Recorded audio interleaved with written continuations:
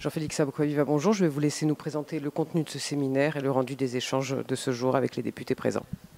Eh bien, le groupe Liberté et Territoire a réalisé une trentaine d'auditions avec des associations d'élus, associations Région de France, associations Département de France, des experts politiques, institutionnels, autour de la nécessité de concevoir un ensemble de propositions concrètes pour des territoires forts et autonomes à l'échelle de la République elle-même et pas simplement de la Corse. Nous sommes en Corse pour rencontrer des collectivités, pour aussi faire le point sur les 50 propositions qui sont issues de ces auditions.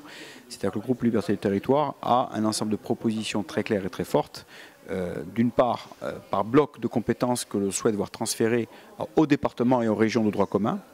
Donc pour un État qui se recentre sur ses missions régaliennes et qu'on puisse avoir un pouvoir normatif fort dévolu aux régions et aux départements, ainsi que pour l'autonomie fiscale de manière générale, et puis de manière beaucoup plus forte pour les territoires qui le demandent comme la Corse, une autonomie législative, réglementaire et fiscale adaptée à l'île en particulier. Vous parlez du groupe, comment se sont passés au travail? Je pensais notamment à M. de Courson, avec qui les rapports n'ont pas toujours été évidents. Comment ça se passe pour travailler justement ensemble et parfois peut-être dépasser certaines divergences? Eh bien, on l'a dit ce matin en séance, et ça a été bien compris par les présidents Simeone et Talamone qui ont bien relevé. La démocratie et surtout l'échange et le dialogue, francs, sans tabou, peuvent amener des convergences, même des fois les plus inattendues.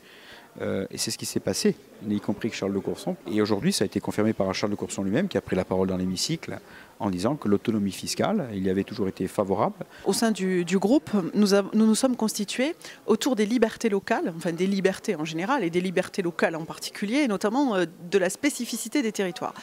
Et puis, nous sommes tous des élus de terrain, des élus ancrés dans nos circonscriptions, qui avons un parcours politique différent, divers. Nous avons constitué un groupe de travail qui a auditionné de nombreuses personnes, à la fois des juristes, des géographes, des experts, mais aussi des élus, chaque strate de collectivité locale, pour piocher les idées qui nous paraissaient intéressantes, ou au contraire les entendre pour qu'ils nous disent ce qui ne fonctionnait pas, ou qui fonctionnait mal, et qu'il fallait corriger. Donc c'est le sens du rapport que nous présentons aujourd'hui avec Jean-Félix Aboukwaviva. Nous proposons par exemple, au niveau du département, que le financement du RSA ou le financement de la dépendance soit opéré par l'État, parce qu'il s'agit là de solidarité nationale et non plus par les départements, comme c'est le cas aujourd'hui.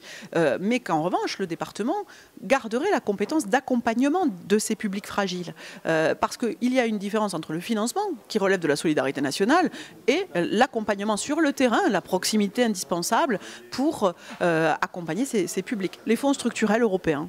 Les régions en ont un petit bout.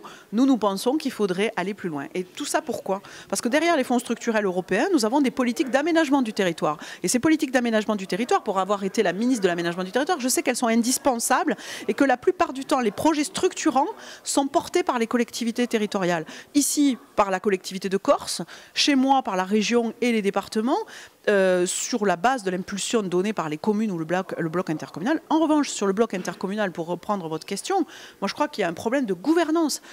Ces intercommunalités à taille XXL ne permettent pas aux petites communes de se sentir vraiment intégrées dans ces intercos.